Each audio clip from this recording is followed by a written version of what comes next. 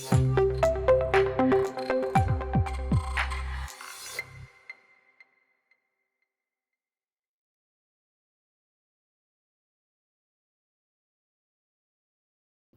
Students. आज हम essential requirements of foundation के बारे में बात करेंगे।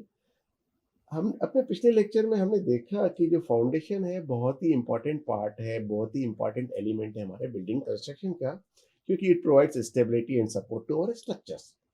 अब हमारे स्ट्रक्चर्स की जो रिक्वायरमेंट है वो फाउंडेशन है। तो फाउंडेशन की भी कुछ रिक्वायरमेंट्स हैं, तो आज इसलिए हम ये लेक्चर में पढ़ेंगे कि फाउंडेशन की क्या क्या रिक्वायरमेंट्स। सबसे पहली फाउंडेशन की रिक्वायरमेंट है लोड बियरिंग कैपेसिटी। अब लोड बियरिंग कैपेसिटी में सबसे पहले तो हमको ये समझना पड़ता है कि लोड्स कौन कौन से हैं। जैसे फॉर एग्जांपल हमारे स्ट्रक्चर का सेल्फ लोड आएगा, that is dead load of the structure, या लाइव लोड आएगा फर्नीचर का, ऑक्यूपेंट्स का। एनवायरमेंटल फोर्सेस आएंगे like wind forces and your seismic forces, ये सब आएगा। तो इन सब का टोटल कैलकुलेट करना पड़ता है कि मैक्सिमम से मैक्सिमम कितना लोड हमारा फाउंडेशन के ऊपर पड़ने वाला है। दूसरा हम करते हैं फिर सॉइल एनालिसिस। अब सॉइल एनालिसिस में हम असेस करते हैं बियरिंग कैपेसिटी एंड सेटलमेंट। अब इसके लिए पूरा इन्वेस्टिगेशन करना पड़ता है, सॉइल सैंपलिंग करना पड़ती है। सॉइल सैंपलिंग के बाद हम इंडेक्स प्रॉपर्टीज निकालते हैं सारी की सारी, और उसके बेसिस पे हम बियरिंग कैपेसिटी और सॉइल के सेटलमेंट की कंडीशंस को करते हैं। उसके बाद आता है हमारा डिजाइनिंग ऑफ एडिक्वेट कैपेसिटी। यानी हमको ये पता पड़ गया कि लोड कितना आ रहा है और हमारा सॉइल कितना लोड बियर कर पाएगा, अकॉर्डिंगली हम सेफली सपोर्ट कर पाए ऐसा हम एलिमेंट्स को डिजाइन करते हैं, सारे लोड्स को कैलकुलेट करने के बाद, राइट। उसके बाद फिर हम अप्रोप्रिएट फाउंडेशन का साइज, शेप वगैरह ये भी सारी देखते हैं। तो ये सारा का सारा जो है लोड बेयरिंग कैपेसिटी वाले रिक्वायरमेंट में आएगा, राइट। दूसरा आता है हमारा सेटलमेंट कंट्रोल। सेटलमेंट कंट्रोल में हमको सॉइल सेटलमेंट को एवेल्युएट करना भी आना चाहिए, जो सॉइल की इंडेक्स प्रॉपर्टीज मिली उसके आधार पर कि सॉइल का सेटलमेंट कितना आएगा। फिर उसको लिमिट करना भी आना चाहिए कि कितना लिमिट आएगा। वैसे अगर एक यूनिफॉर्म सेटलमेंट होता है, अगर सारे के सारे फाउंडेशन पे, तो इतना ज्यादा प्रॉब्लमेटिक नहीं आता है। प्रॉब्लम तब आता है जब आपका एक पोर्शन ज्यादा सेटल हो जाए और एक कम सेटल हो जाए। उस केस में हमारे स्ट्रक्चर में बहुत ज़्यादा डेंजरस हो जाता है, तो इसको हमको देखना पड़ता है। तो ये जो हमको डिफरेंशियल सेटलमेंट को ही मैनेज करना है, डिफरेंशियल सेटलमेंट को ही लिमिट करना पड़ता है, इसी और उसी को ही कंट्रोल करना पड़ता है। इसी को हम बोलते हैं सेटलमेंट कंट्रोल। अब इसके पास लिए हमारे पास प्रोसेसेस हैं, जैसे हम सॉइल को अच्छे से कॉम्पैक्ट कर लें, रिइंफोर्समेंट एलिमेंट्स को हम यूज करें, या स्पेशलाइज्ड फाउंडेशन डिजाइन को हम यूज करें। इस तरीके से हम इसको सेटलमेंट को कंट्रोल कर सकते हैं। तीसरा रिक्वायरमेंट है और utmost requirement, stability and safety.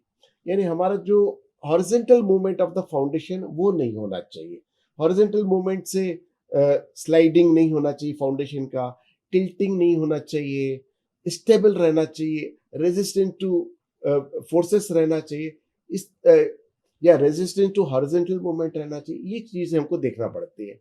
और दूसरा स्टेबिलिटी और सेफ्टी का फैक्टर है कि ये आपका लैंडस्लाइड्स में आपका जो फाउंडेशन है, या सॉइल फेलियर जो हो जाता है आपका, इरोजन, सॉइल इरोजन के कारण जो हमारा सॉइल फेल हो जाता है, वो नहीं होना चाहिए।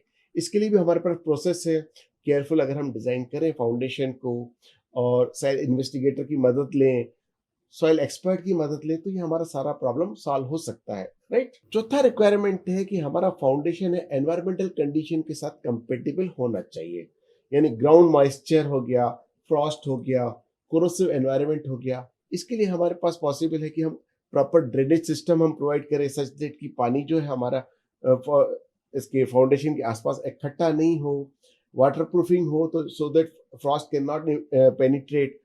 कोरोजन रेजिस्टेंट मटेरियल हम यूज करें, तो उससे भी हमको अपना जो है इस पे कंट्रोल कर सकते हैं, राइट। दूसरा कि जो क्लाइमेटिक कंडीशन है या जियोलॉजिकल कंडीशन है, उसके साथ हमारा फाउंडेशन को अडॉप्ट कर लेना चाहिए। जैसे सीजनल वेरिएशंस आते हैं या रीजनल वेरिएशंस आते हैं क्लाइमेट में या जियोलॉजिकल में, हर स्थान का अलग अलग वो रहता है। तो फाउंडेशन डिजाइन में अगर हम इसको इनकॉर्पोरेट करेंगे, टेम्परेचर करेक्शंस को इनकॉर्पोरेट करेंगे, सीस्मिक एक्टिविटीज को इनकॉर्पोरेट करेंगे, सेल एक्सपांशन कॉन्ट्रैक्शन को इनकॉर्पोरेट करेंगे, तो हमारा ये प्रॉब्लम सॉल्व हो सकता है। कंप्लायंस विथ बिल्डिंग कोड ये एक एसेंशियल रिक्वायरमेंट है हमारा फाउंडेशन का कि हमारा जो आईएस कोड बोल रहे हैं या जो हमारे बिल्डिंग कोड्स बोल रहे हैं उनको हम जरूर इनकॉर्पोरेट करें, वहाँ की जो भी सजेशन है उनको हम फुलफिल करें, उनको माने, तो हमारा स्ट्रक्चर क्या काफी सेफ हो जाता है, राइट। और ऑब्वियसली इस काम के लिए हमको एक प्रोफेशनल का मदद जरूर लेना चाहिए। एक प्रोफेशनल एक्सपर्टाइज अगर रहेगा तो हमारे फाउंडेशन का जो मतलब एक फाउंडेशन का रिक्वायरमेंट है, प्रोफेशनल का भी, प्रोफेशनल को भी अपॉइंट करना चाहिए हमारे फाउंडेशन के लिए।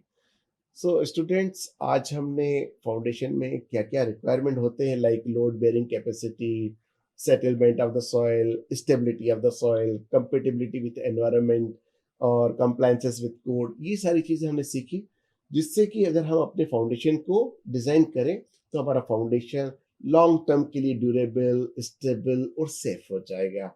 सो आज के लिए इतना ही। Thank you for watching.